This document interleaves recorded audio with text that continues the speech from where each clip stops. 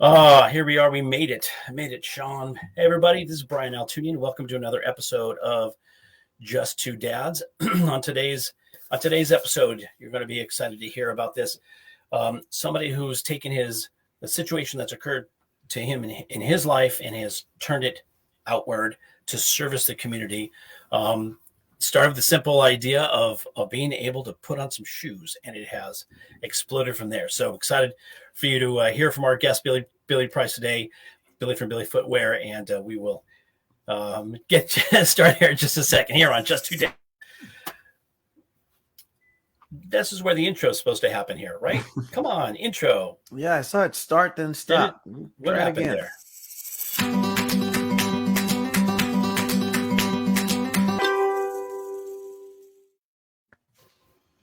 We really are professional here, Billy. I know it feels a little.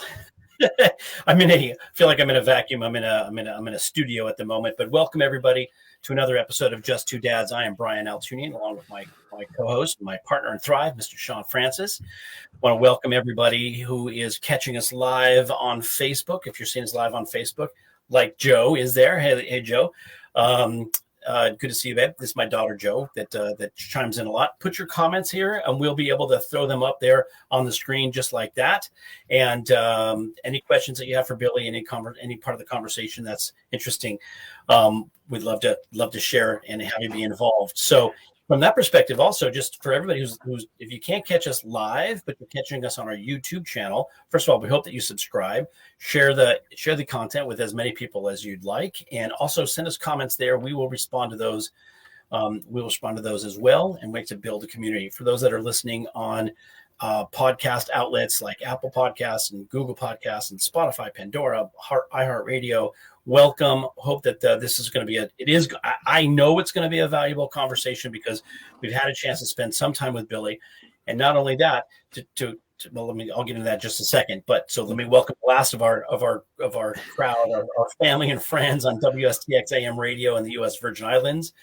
Hello, everybody. This is going to be a great conversation.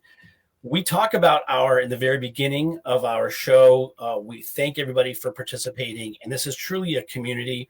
And today's episode is the result of the expansion and the collaboration of our community, because Billy comes to us from Matt Failer. Matt was a guest on our show. We were a guest on Matt's show, and Matt has a child with medically complex issues, and one of those again was just being able to find footwear, shoes that could work with Aria, and Billy was able to accommodate.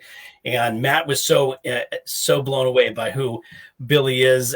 He introduced us to him, and so our network continues to expand. And so this is a perfect confluence of that kind of activity. So as we get started today, I'm again excited for you to hear his story and what he's doing, what he's all about. So as I take a breath and exhale here for a second, throw it over to Shawn Francis, my partner. How are you, buddy? I am doing great, thankful, blessed. Want to jump right into it as we always do. I will give a little bit of a precursor and warning. Billy and I talked about it. We're having some work done here at home outside of my studio, and there is codes and stuff that need to be met by the city. And they did a wonderful job, unlike what I'm doing now, of communicating by not telling us that they were coming out today. So I had to catch myself because the guy from the contracting company that's working said, hey, is the city going to need me for anything? He says, no, they might just want to check the work that we did in there. And I was like, that's not going to be possible. It's not available from 12 to 1. Then I thought, being the city, they'll take 6 months to come back out. I said, look, if it's absolutely needed, text me and let me know. Do not ring the doorbell, because then the dogs will go off, and we're doing a live show here. And, yes, and with me saying that, hopefully nothing like that takes place. But just so it doesn't get weird. But let's get right into it, because I want to respect the time of our guest and allow him to add value to everyone else's time, as he's already added value to ours. Please welcome Mr. Billy Price. Hey, thanks, guys. It's a pleasure to be here. It's a pleasure to have you. We always start our show, Billy, by asking our guests to tell us a little bit about themselves, where they come from. You might not see yourself as a hero because you're just being who you are.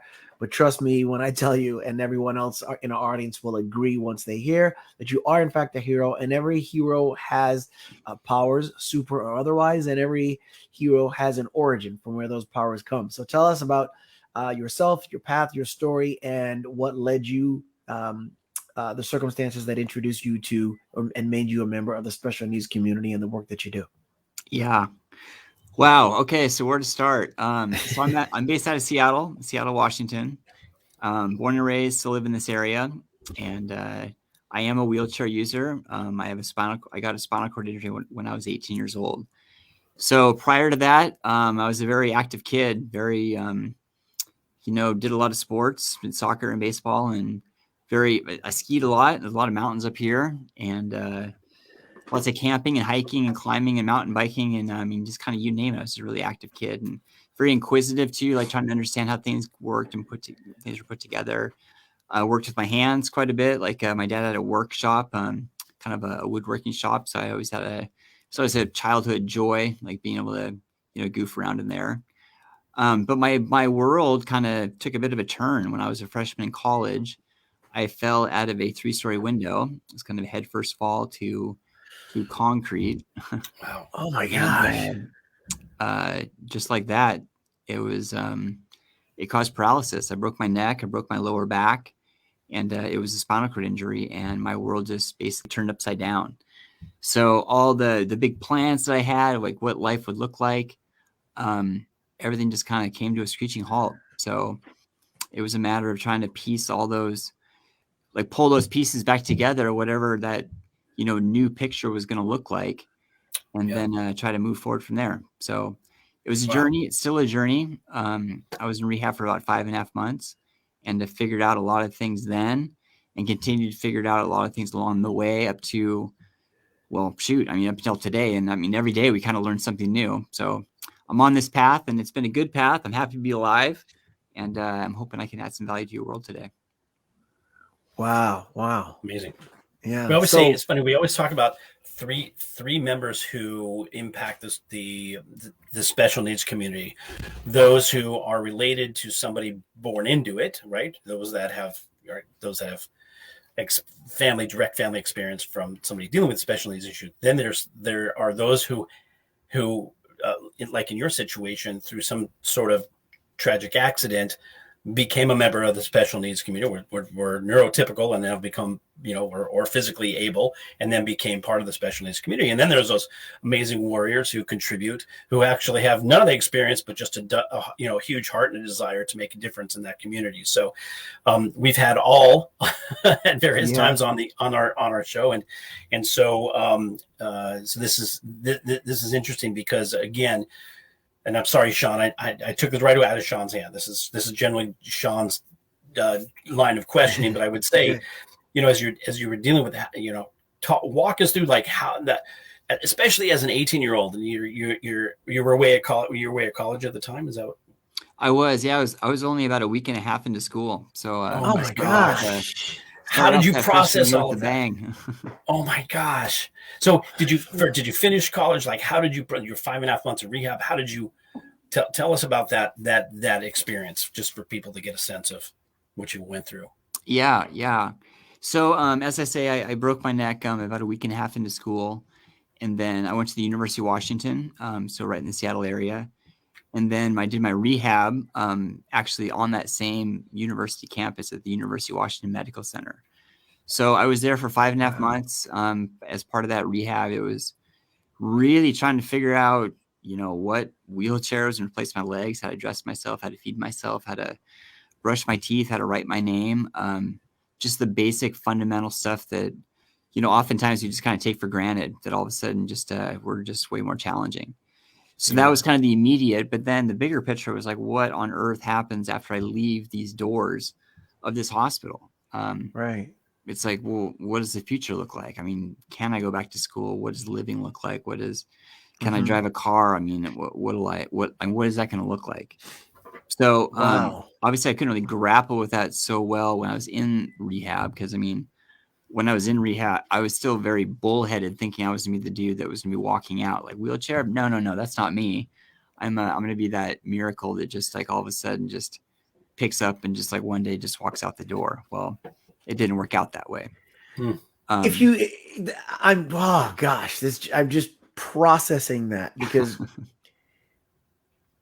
this, man, I'm at a loss for words, but I have a deep desire for them, because what I'm thinking is when anyone has a determination to do something and their life kind of depends on it, or at least the life that they envision for themselves, and then that's changed, and then so you're literally and figuratively knocked down, but then you're still this person today that thrives tremendously. Tell us about that. You're probably in the middle of doing that, but my gosh, yeah. I mean, like when I got injured, I mean, my brain, I went to a really dark place. I mean, it happened immediately. And I guess that's also part of the saving grace. I mean, people are like, well, did you get knocked down? Like what was going on in your mind mentally? And I think, unfortunately, we just kind of like, we all do it. Like we all kind of just bottle it, right? We just like stuff it way down there and don't let it get out. I mean, I guess I was somewhat fortunate in terms of I just went to that very negative rock bottom spot quickly. And to the point where there was no more, the only way to go was up. I mean, I was at the bottom. I mean, I was thoroughly convinced that it wasn't worth living if I couldn't walk. Just outwardly saying that. Someone like my mom, for example, she said, you know what, it's going to be okay. Just kind of like sugarcoating it. And I just wasn't having it. I was like, you know what, Mom, it's not worth living. You can't walk. And to say that, I mean, that's just like, that means like you'd rather be dead than move forward. So that was a really terrible moment, and it scared me. It really scared me. And it was one of those deals that scared me so much that my mindset flipped. It flipped from that darkness to this mindset of, you know what, when I fell out of that window, I could have very easily died. So any extra day that I have, paralyzed or not, is really a blessing. I mean, I'm on bonus time. Like right now, I'm 25 years on bonus time. I mean, that. Wow. Now, tell me now. I've got.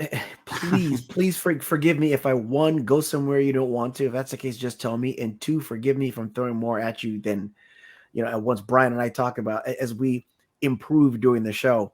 I try not to throw too much at once, but I'm thinking, like, here's where I'm wondering, at least, how did you fall out the window? I don't know if that's pertinent or not, like how that took place. And then the other thing is how that took place. And then let's one thing at a time. Let's do that. Let's do that. Because you got me going here, man. I'm just like, wait a minute. I'm having the most difficult time controlling myself. I have so much respect for you, and you've got me like right now just thinking of every excuse that is sitting on my lap, and I just want to choke the life out of every last one of them. I feel so bad letting them have life. Go ahead. Tell us what happened with the accident. So the window. So I was in a fraternity. I was living in a fraternity, and the way it works is, being a freshman in the fraternity, you sleep on the pledge port. So basically all the freshmen, they've got their room and they keep all their gear, but then also there's like just a big like open room that are a bunch of bunk beds. That's where I was staying.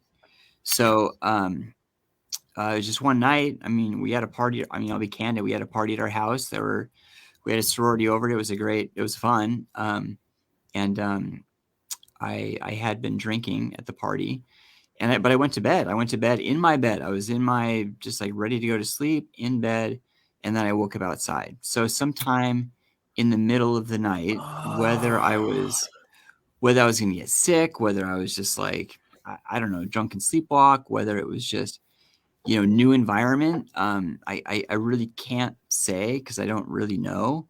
Yeah. But the way the room was set up, it was a big space with a bunch of bunk beds, but then there was a window over there, which was kind of a dormer. And there was a radiator, and then the window just kind of opened out, and there was a bar in the middle. So what I'm describing here is a window you don't just walk by and then trip and just fall out. I mean, it's something that you have to like actively like go out. So that's why I think if it was like if I wasn't it sick, or if I was just lost, or if it was an actual like sleepwalking, whatever, that's not as soon as I went out that window, it was just a head first slide down the first story of the roof to the second, and then just right off the end, and then head first to the concrete that goes in the entryway. So that's what happened. Whether or not my body really knows what happens and it's choosing not to remember, or if it's a situation where I just knocked it out of me when I hit it, and I just never. I don't really know. You don't know. The thing is, okay. But so here's the real thing that I think is important to touch on is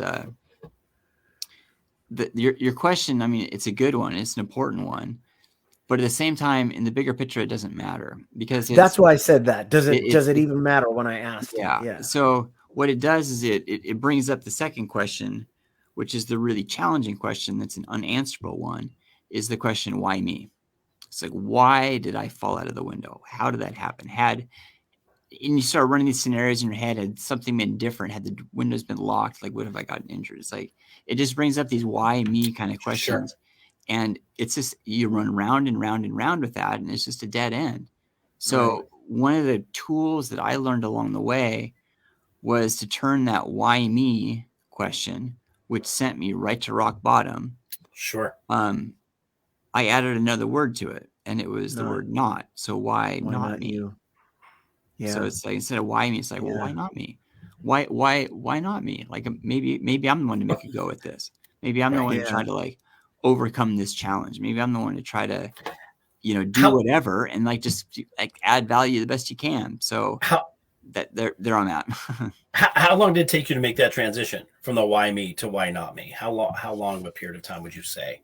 That was a nice question. I think that why not me kind of came a little bit hindsight after that. Sure. That just scary moment that I was describing, that it just like, it's not worth living if you can't walk. I don't really have a good gauge on that. It probably wasn't too much longer, maybe like a week or two or a month or something like that. Or maybe I was able to like kind of like formalize it into words, like my mind. Was there a catalyst that helped to make that transition? Because that's a powerful transition. Yeah. That's right. Huge. It's everything. And it defines really kind of who you are today to some degree. But was there something that thrust you across that? Even an internal realization of some kind. Right. I don't have any, I can't think of an exact moment, but I can kind of hypothesize on it a little bit. And I would say it probably came from people coming to visit me in the hospital, because when people came into the hospital, they wanted to encourage you. They want to like, help you and like say it's going to be okay. But at the same time, I picked up early on that if I wasn't in a good mood or a good space, or like if I was going to project my frustration or my anger, my fear or whatever, I mean, I hardly had the tools to comprehend what was going on. And certainly the people that would come in to see me, they didn't have the tools to comprehend like what was going on. I mean, they're doing the best they can just to say it's going to be okay.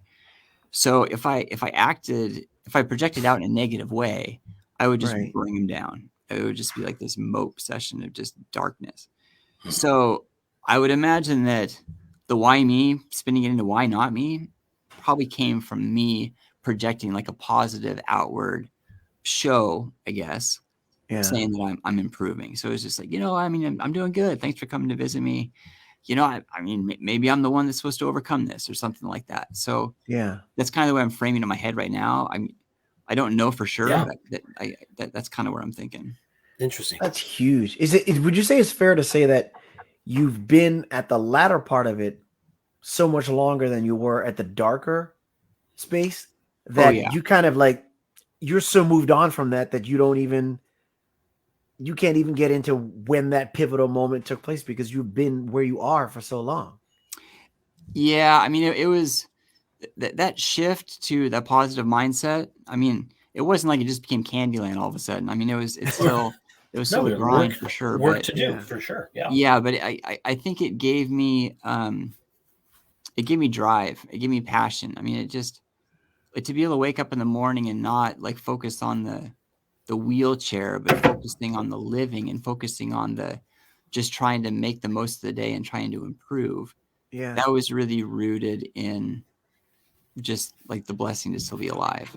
So in order for me to be successful in rehab and to be able to get out of rehab and go back to school and move into fraternity and like graduate college and then get a job and on and on and on, that was really stemmed from focusing on what I still had. Right. And forgetting and letting go, not forgetting, but I mean, letting go of that, what you that lost. burden, that baggage of what I lost. Yeah. Well, tell us about that then, the path where Brian was asking. So just like you said, being able to get out of therapy, then go back to school, then go to work. Tell us about that path when you're what next? Go ahead, Brian. And as you do that, I'm just going to say this for anybody who's watching, not that it really matters, but I'm going to move out of this dark cave and move into another thing when I go off camera for a second. So I'm here listening, but so Billy, go do that. I just don't want to freak anybody out. Like, where do you go? Gotcha. Yeah. Okay. So I was in the hospital for quite some time, and then out of the hospital, I actually moved back home. I moved into back to my parents' house because I mean I was 8. Well, I guess I had turned 19 at that point, Right. and got right back on the horse. I mean, I re-enrolled back in school and took one class. And while that was going on, it was my mom. She would commute me back and forth to college. But that was just kind of trying to like get acclimated to just being out in public again. I mean, just like being in the hospital for like darn near 6 months, like only working with like a few people, and then getting out of that, and then just there's just so much going on in like normal life. I mean, you go into like any sort of coffee shop and there's 100 people in there. That's a lot different than like a very confined like hospital type setting. So just being able to get it back out in the world and society and like socially, trying to like regain some of that normalcy. I mean, that was real part of. There was a lot of healing in just doing that. But that was for spring quarter, and then I actually moved back into the fraternity. Crazy enough, like of all the houses on the University of Washington campus, they all have stairs except for the one that I joined. It was the one house that didn't have stairs in the front, and just by, I mean, crazy coincidence again here too, there was an unfinished room on the first floor with a second unfinished room adjacent to it that had plumbing. So they were able to make a space for me that was all decked out, wheelchair accessible, with a nice big bathroom and roll-in shower. And anyway, so that's where I moved into, and that's where I spent the rest of my college. And when I went to college, I was touching on like before, when I was growing up, I was very inquisitive and worked with my hands, like always wanted to understand how things are put together. That made sense to go into engineering. So I pursued engineering for that 1.5 weeks before I broke my neck. And I figured since I had a 2-week dent in my college education, I might as well continue with engineering. And graduated mechanical engineering 5 years later, and had a couple of job internships along the way working at Boeing. And then after I graduated, I worked with the Federal Aviation Administration for 16 years. Wow. And on the back end of that career, started a shoe company with a friend. So how did the shoe company come about? So, let's talk about that. Because that's not everything about that's not this, right? Is not your everyday lateral move. You just well, I guess I'll just it's like I guess I'll just conquer the world, whatever. I'll just kick a boulder. So how do you go from you're an engineer, you're working with the FAA, and then you're just like, I'm going to start a shoe company? How does that happen? It's a good story. So what happened was, so there's two co-founders. It's myself and my fellow co-founder, Darin Donaldson. Darin and I grew up together. We lived about a quarter mile from each other. We rode the bus together, played baseball. Anyway, I mean, but our paths kind of separated for a while, and he happened to invite me to a Christmas party that he was having at his house. This was December of 2011. Right. And when I came over there, we were just catching up, just reminiscing on like whatever. And within that conversation, I just asked what he'd been working on. What has he been up to? And he shared that he had he just had he put a challenge on himself to learn how to do something that he'd never done before. And what that was is he had a shoe project. He went to a class, learned how to, make a shoe, like the various components. And like through that class, he got some contacts of how to build a sample and like who to go to try to, make an actual run. Right. And so I don't know, he's telling me about this like awesome project that he's been working on. And when he shared that, I was like, Darin, I mean, since being in a chair, going through rehab and like being out of rehab and like through school and all those things, I mean, I've been able to accomplish a lot, and I've been able to learn how to do a lot of things, take back a lot of that independence. But the one piece of the equation was shoes. Like that was the one thing that I just still need help with. Like I just don't have the hand dexterity to deal with laces and having to shove my foot into a shoe. I mean, I just don't, there's nothing out there on the market that I would be excited about wearing. And I was like, you know what? I bet if I had a shoe that had a zipper in it where it went around the outside of the shoe and around the toe where the whole upper folds over, I could drop my foot in unobstructed and I could take back that independence. And it was just that simple. I mean, he was telling me what he was working on. And then I just said, like, you know what? Here's an idea.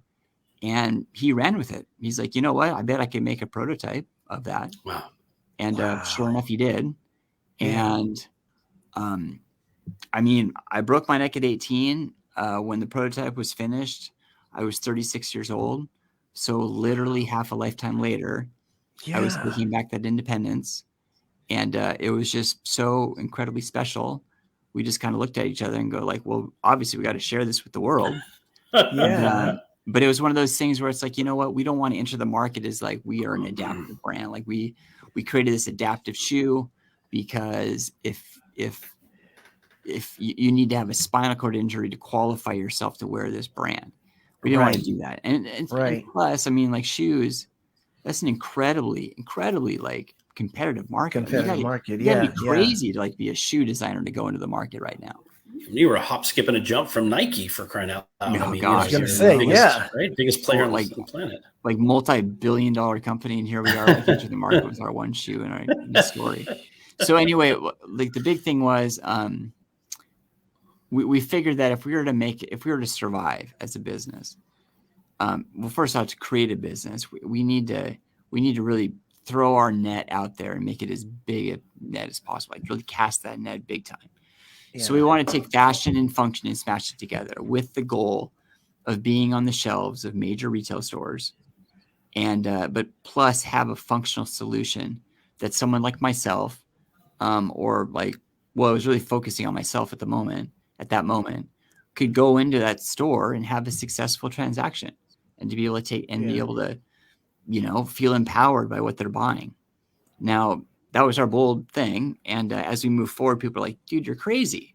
Like, you're crazy. You can't take fashion and function, smash it together. I mean, you have to go after adaptive, or you have to go after mainstream. And we just kind of pushed back and said, like, you know what, why? Like, why do we have to choose? Why can't we just do a universal type design and make something that everyone could be, like happy about? And when we continue to drill into it, what we started to realize was no one had really done it, like approached it that way. So when people are saying you can't do that, it was more like, well, it's like you can't do it because it hasn't been done. So then it turned into more like, well, why not me? Like, well, why not us? Let's make this thing work. Yeah. So it's like, because everything that hadn't been done, everything that's ever been done at one point had never been done. So like, why not us? Like, let's try to do something big here. Yeah. And that's what we boldly set out to do. And it's definitely been a roller coaster for sure. We've had some ups and some big downs, but we just didn't quit. We just kept on trying to push forward as best we could. And now that small little idea has turned into a rather substantial business. We have 20 employees. We have our own e-commerce. We have retail partners all around the globe. Wow. We have retail partners up in Canada, throughout Europe, Australia, South America, Mexico. It's really been wild. I mean, people are folks buying. Are they buying online? Or are they buying retail? You've got retail partners all over the world. Right. So Billy Footwear, like proper, like the core, like we are just e-commerce, but we have lots of brick and mortar stores. So actually on our website. So thank you for like putting the website up on screen there. So on billyfootwear.com, there is a tab that says store locations. If you click on those store locations, you'll find a bunch of little pins all over the planet. And those are all brick and mortar stores. So those are our retail partners where we are able to sell the product to them at wholesale, and then they're able to facilitate the customers. Can you name some of the retailers by name or the names that people would recognize? Yeah. So, I mean, domestic, I mean, the big ones, well, Zappos. Zappos is by far our number one. I mean, they're just incredible guys to work with. It's interesting. Like, so the Zappos story, we as a brand, like people ask, like, when did Billy Footwear get started? So I could say 2011, because that's when the conversation happened with Darin. I could say 2012, because that's when we really formed a business. But we really rebranded as Billy Footwear in 2015. But the real like monumental timing or like moment in time was August of 2017, because that's when we were on the shelves of Nordstrom and, selling through Zappos. That was like the back to school. That was really when things started to really like take off. So when we first started, it was Zappos. Coincidentally, Zappos was starting their own internal program called Zappos Adaptive, which was focusing very much on like the universal, inclusive nature. So their language, their branding language, and our branding language were so incredibly similar. It was like we knew each other all of our lives, and we just finally met. Right. So that was really special. But then sorry, go ahead. Go ahead. With Nordstrom, along the way, we picked up a gentleman. His name's Patrick Foster. He joined our team. He's a shoe dog. He's been in the industry for many, many years. And he had connections to both Zappos and he had connections to Nordstrom. So he really was able to help be the door opener to get us into the room, to have these conversations, tell the story, tell the vision, like just really like, I don't know, like pull on those heartstrings to try to move this brand forward. So that was, those are some big opportunities. So when we first launched with Nordstrom, we were in 5 stores here in the Pacific Northwest. And I don't know, we hit a home run and it's been great. Now, is that a term that is typical for a manufacturer of shoes, Shoe Dog? Because I know that's the title of Phil Knight, Nike's CEO and founder's book. And that's the only time I've heard the term before. Yeah, Shoe Dog. I think the Shoe Dog was more talking about like the sales team. So the guys that okay. Yeah, talking about like the guys that would be either on the floor of some sort of store and they're the one or fitting doing external sales. Yeah, fitting shoes or doing like what they would call trunk shows where they would just, I mean, it almost was like a trunk show where they drive around to these various, as a sales rep, you drive around to all these businesses and you open up the trunk and there are all your samples to show like those are the Shoe Dogs. I mean, the game is a lot different now, but the guys that have been in the game for quite some time, they definitely know the term Shoe Dog. That stuff is exciting. I remember years ago, I had a job that I, in the long run, didn't like, but it was a wonderful experience. At the same time, it was outside sales, selling phone lines for a reseller of AT&T. I remember one of the businesses that we went into, me and the guy I was working with, happened to be a manufacturer, and she just had all kind of clothing. She didn't buy anything, but she had some shorts, and I thought they were so cool. And it was a sample. She goes, "Oh, here, you can have it." And I just thought, how cool was that? She had shoes and everything. And I think that's kind of like a microcosm of how we look at everything. This is what I'm going to buy because this is what I know. And that's it. And when you go from that to, I wonder what else is out there when it comes to food, cars, just anything that you consume, literally or figuratively. It's just a heck of a thing. So what was the name of the original iteration and how did you arrive at Billy, even though it might speak for itself, but still? So having the company called Billy, that wasn't like me. I didn't think so. That's like, why I asked. Look, everyone, I'm going to put myself on this pedestal. Because that is not me. That's not you. No. That was really Darin. Darin's like, well, obviously we need to call it Billy, and I just didn't push back. I mean, just because the brand. I mean, there's so many things about the brand that are just so rooted in my story. I mean, like the chevrons. I mean, you can see the logo on the background right there. The chevrons, that's all about forward movement. It's a matter of like the whole like focusing on what I still had and letting go of what I had lost. Is like it's that forward movement, moving forward the best you can. I mean, the idea of having like the goat as a logo. We were looking for some sort of logo that embodied like tenacity and grit, and just if there's any sort of challenge, they're just gonna put their head down and like just blast right through it. I mean, I think of like those mountain goats in the Alps that just like defy gravity, like running up those incredibly steep slopes. Or just a ram that has like just that big rack on their head where they're just gonna blast through. I mean, they're like, if someone says no, they're just gonna put their head down and they're gonna make it happen. And then the Billy, I mean, that just tied in well with like Billy Goat, but also like my name as well. So that's kind of the trifecta there. That says a lot, and much credit due to Darin. Did you say is your partner's name? Yeah, Darin, for sure. That because, you know, I'm starting a business. I have this vision. There's this need. I have this solution. That's what this business is going to be. You know what? You're so amazing that, and so fitting that it should be named after you.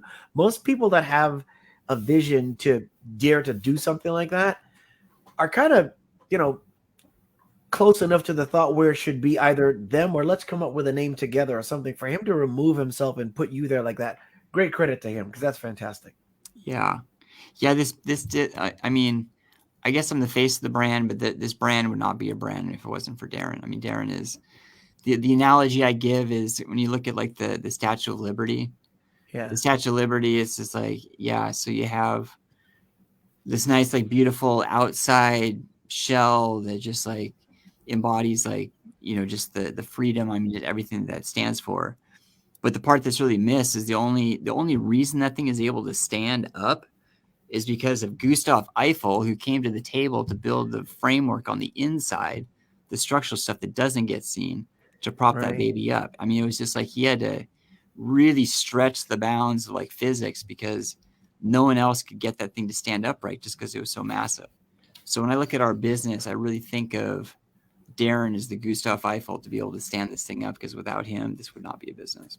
Wonderful analogy. That's fantastic. Yeah, we were going to call this Brian's podcast, but then Shawn was like, maybe we should do something for the two of us, just two dads. Let's take the personal out. It was tough. You know, it was probably our biggest fight. No, just kidding. Yeah, it was the biggest challenge.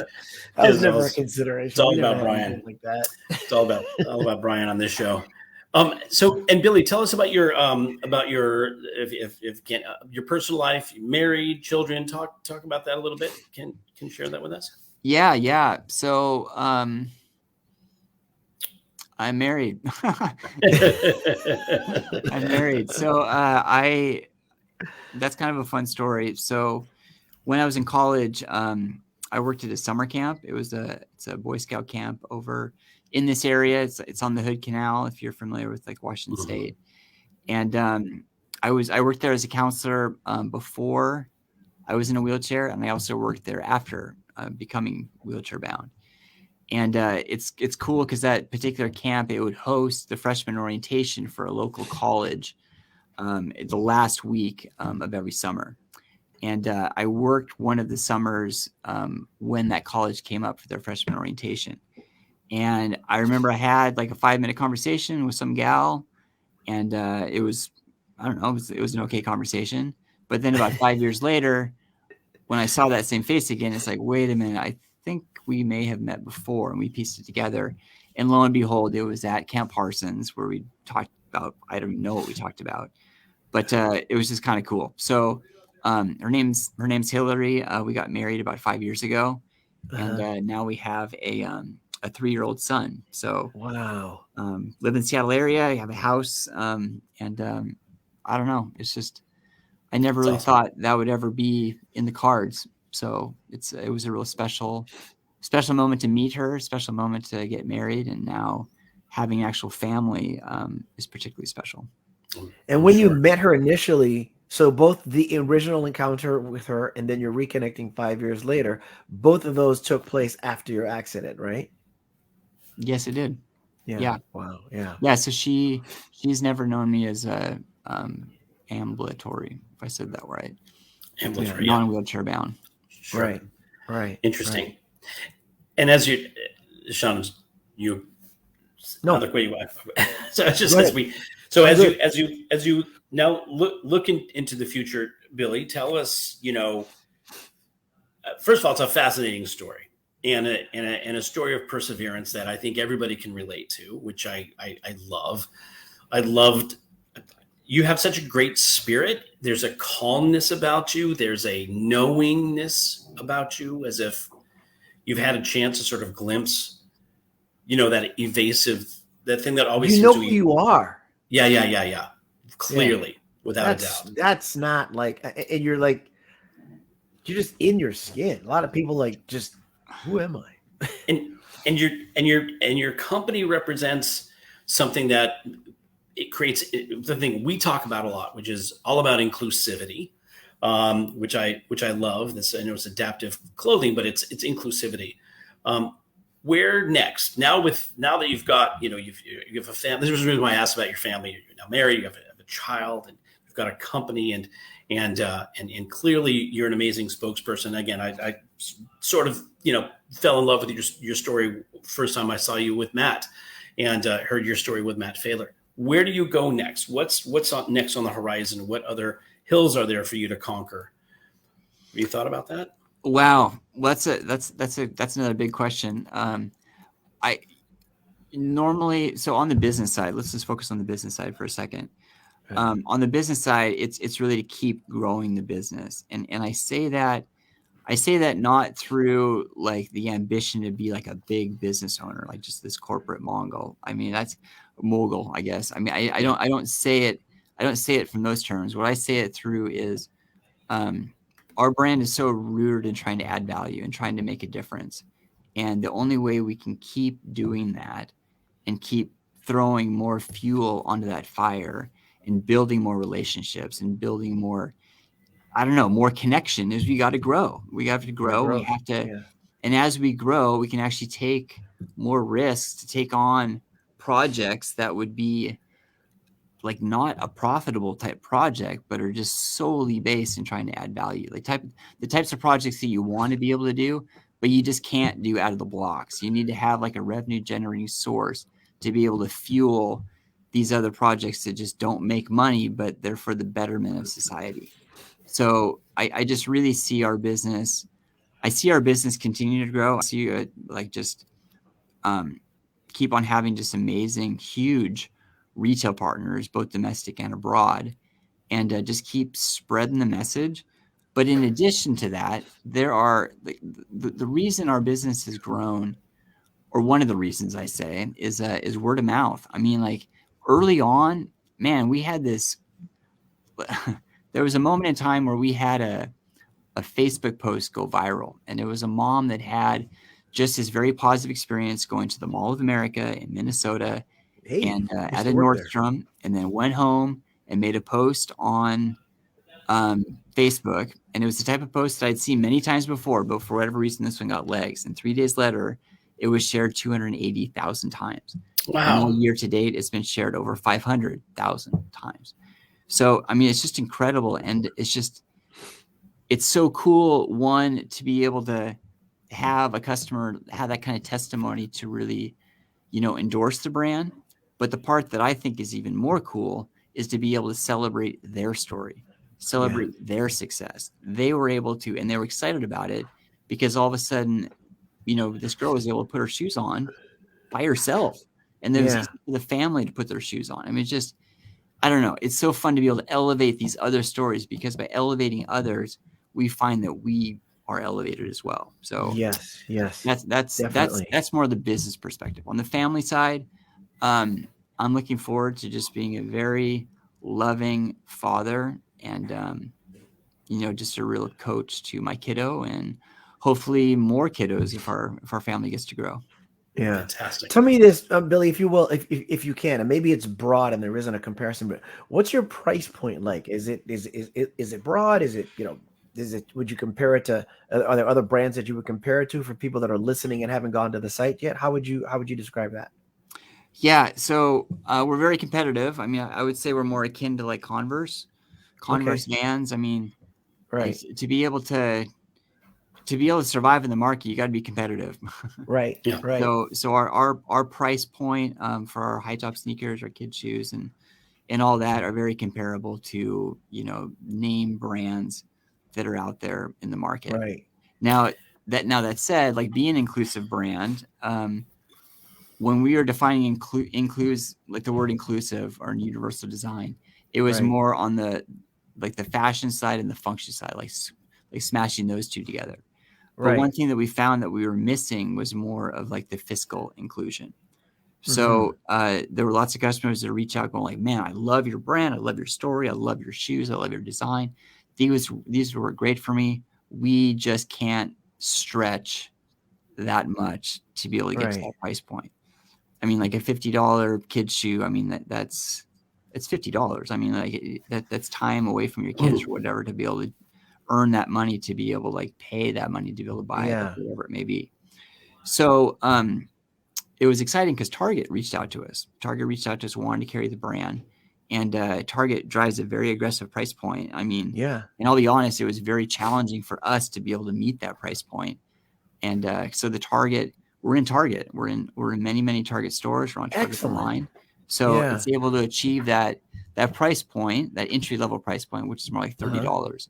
Now online, when you look at that shoe and you look at a shoe like Billy Footwear or like Zappos or Nordstrom, whatever it may be, they may look the same. I mean, but they're not the same. I mean, like a $30 shoe compared to a $50 shoe, there's just not as much structure into it. There's not as much style lines and stuff.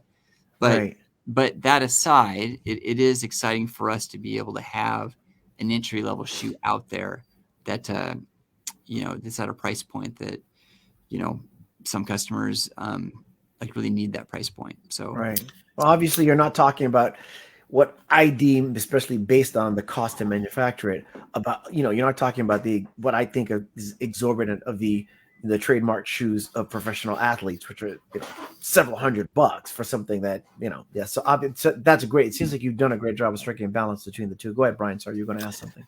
Well, I was going to say, I think about it in terms of, I know your own experience with shoes, and we've talked about it with Matt's daughter Aria, and for children.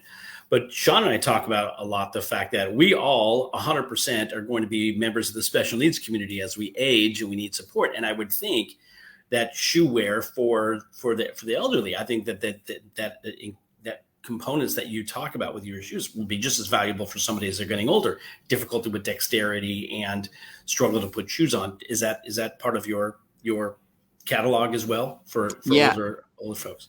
Well, absolutely. I mean, it's kind of weird. So as we've been able to grow, we've been able to start to fill a lot of these gaps because, when we first really launched in the main market, it was just kids. That's where we started because that's one, like candidly, that's really as far as my pocketbook could stretch. I mean, I didn't have enough money to do everything. So we started with kids and we expanded into toddler as well as adults. But when we expanded into adults, it was more focusing on just that bookend, more like, just like the low hanging fruit, those that would have like arthritis or would need some sort of functional solution. Yeah. I mean, my dad, for example, dad's, in his upper 70s and, he has dexterity, but oh my gosh, like it's a lot easier for him to put on our shoes because he ties the laces, gets it right, double knots it, and then use the zipper. So there have been a lot of customers that are on that, later on, like very senior folks that have had a tremendous amount of success. And that could be just due to age, or it could be, stroke, or I mentioned arthritis, or just like poor balance or whatever. Yeah. Having a challenge like bending over or needing like a much wider shoe. It's been great to be able to continue to grow the brand, to be able to, meet the needs of those customers. It's amazing. And I know we're getting close to our time. I wanted to ask you one thing I noticed on your website, and just if you want to talk about it for a second. So you have a link. In fact, I guess we'll put up Shawn Hall, our producer who's in Hawaii, does a lot of our stuff. So Shawn Hall, you may want to put in the chat, billycares.com. Will you talk about Billy Cares a little bit, Billy, for us? Yeah, no problem. So Billy Cares, when we first started, we had this idea of having Billy Footwear and Billy Cares kind of run parallel, and Billy Cares is going to be more of like a nonprofit side. We never really were able to define exactly what it was going to look like. But really the Billy Cares side of it is more on like the philanthropic, really. So, and that has a lot to do with like me doing public speaking, really. So a matter of just like talking about either building a business, talking about overcoming, talking about like my story when it comes to, just being, disabled, like being a quadriplegic, but not letting that hold you down. Right. Yeah. So Billy Cares is really like more on like the give back side. So I think there's going to be a lot coming more. There'll be a lot more coming from the Billy Cares channel in the years to come. But really, Billy Cares, if you were to wrap it up into one like elevator pitch, it's the philanthropic side of our business where we just try to give back. As you were talking earlier, Shawn had put in the comments, this is TED Talk material. Your story really is TED Talk material, and it sounds like Billy Cares is really it's that level of high value, high contribution, high significance. So good for you on that. And as we get to this part in our show every week, Shawn Francis likes to ask a question of our guests. And Shawn, you're muted at the moment, but do you want to ask Billy our question? I'm sorry, I'm muted because I'm at this website for Billy Footwear, and I'm like, yeah, I'm sure they're good looking shoes. He struck a balance between the two, but I'm like, man, I'm looking at some of these, and go to the website. Go to BillyFootwear.com. Go to BillyFootwear.com. The zipper is across the front. What would be like the top of your toe? I'm thinking like, you strike a balance between trying to give your kid, teach your kid to fish versus teaching them to fish. That's a struggle. You love them so much, you want to catch all the fish for them. And that's with any parent. When there's a special needs component, it's twice as much of an issue. And, right now, my son doesn't tie his shoes. So I'm trying to figure out, like, how does some of that, work? And we haven't spent a bunch of time trying to teach him to do that, but I'm looking at those shoes and we're going to find out. So anyway, there you go. Go to BillyFootwear.com, number one. Number two, at this point in the show, as Brian mentioned, Billy, we'd like to ask people, our ability to change the world is going to be determined by our ability to change ourselves. And we are very, human beings are creatures of habit. This is what we do. This is what I know. And it's a very subconscious thought. So we think there's value in the following question. So if you can, give us an example of a thought or belief, and quite frankly, I think you already have, that you held dear and really believed strongly, that you no longer find to be true, that you never thought would be the case. Yeah, man, that's such an awesome question. And there's so much depth to it. I mean, just a big philosophical thing. And I would say that if I reflect back on my entire timeline, like growing up, and this might have been just youth as well, but where my mind was at the time that I got injured, it was really like I put so much confidence like in myself and my ability to do anything on my own. Like I was the one that'd be making it happen. Like that's all it took. Like I would be able to get it through, and I wasn't gonna let anyone tell me I couldn't do it. It would just be like I had the ability to conquer all things. Like me personally as an individual, not really, recognizing that it really takes a community, right? It takes the power and association. So like when I got injured, part of the reason I was able to flip that switch of like letting go of what I lost was, one, I was just like scared because I'm in a dark place, but it was really like this culture around me that like really believed in me before I believed in myself. There was that power of community, that power of association. It wasn't like they fixed me. What they did was they empowered me to be able to make the choice to change. Beautiful. And so that was then, and that really has followed me ever since that moment in time forward. So this business is like, okay, the brand's Billy, but it's not the Billy show. I mean, there's like 20 employees here that are fueling this machine just here, but there are countless ambassadors out there, countless customers that are spreading the good word, sharing those success stories. It's that association, it's that power in association that when collectively we all come together, we can really conquer anything. I mean, but we've got to do it together. So I would say that the belief that I thought that I no longer believe, and is really like, you can't do things on your own. You need to be connected. You need to be connected with community, and you need to just get yourself associated with mentors and grow your network, and just collectively as a whole, like, come together with a common goal and a common vision, and just, here we go, boys and girls. We're gonna make it happen. So now, I've never asked this before, but it just popped into my head. Is there an opportunity that one can explore if if they're interested in being a brand ambassador? Let's say somebody's like, oh my gosh, I just love these shoes and I just want people to know. Is that something people can do? Sure. Yeah, you bet. So, I mean, there's a number of ways to do it. I mean, one, and I would love to have a separate conversation with you guys where, I mean, we have an affiliate program where a lot of nonprofits we collaborate with, where it's more of a discount give back type program, where the members of that nonprofit are able to buy their shoes at a bit of a discount. And then with each conversion, we are able to actually do a donation to the nonprofit itself to be able to help fuel that nonprofit. And fantastic. For brand ambassadors, we can definitely set up a similar program. Okay, we're going to have that conversation. I was thinking of people generally speaking, but as you said that, then it ties into other conversations that Brian and I have had with regard to where we want to go with the show. So that's fantastic. Yeah. And as really always, the hour goes by so fast. Oh, that's it. We come in and I was looking, I'm like, oh my God, it's 56 minutes into this thing already. So for everybody who's been participating, thank you so much for hanging in there with us. And for those that have commented, we appreciate the comments. It's some great stuff in here.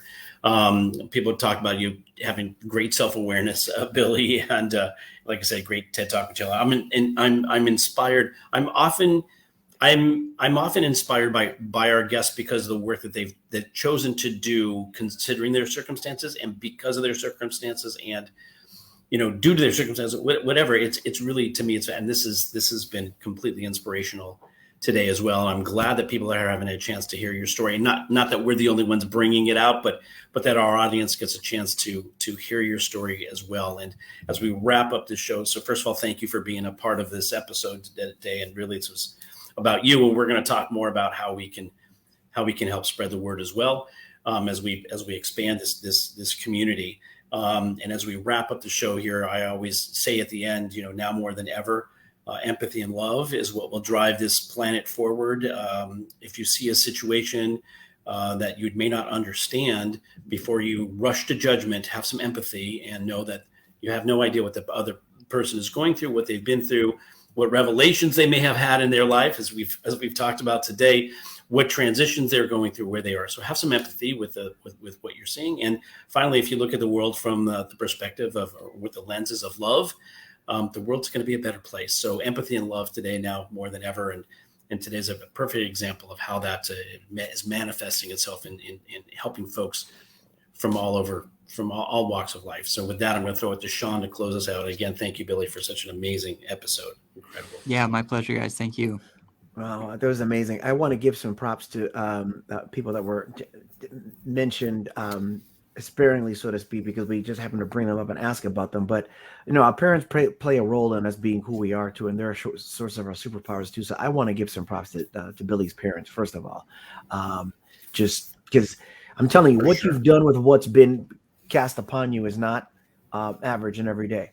I want to make sure that I thank all our listeners, everyone that's tuning in on other podcast platforms, wherever you get podcasts, WSX Radio, back in my hometown of the U.S. Virgin Islands. And I want to make sure that I thank the women in my life without whom I could not attempt to be even who I try to hope to be. And that means my mom, Jan, and my amazing wife, Laura. And remember, somebody somewhere needs to know that they matter, needs to know that you care, needs to know that they're seen and that they're heard. And there is no such thing as special needs. There are only human needs. And those that have a disability or a cognitive delay of some kind might need more of it, but everybody needs the same thing. So we hope to see you guys really soon. And thanks for tuning in. And if you're watching, listening, wherever you are, we love you. Thank you, everybody. Don't sign off yet, Billy. We're saying goodbye to everybody else. Thanks again, and we'll see you next week on Just Two Dads.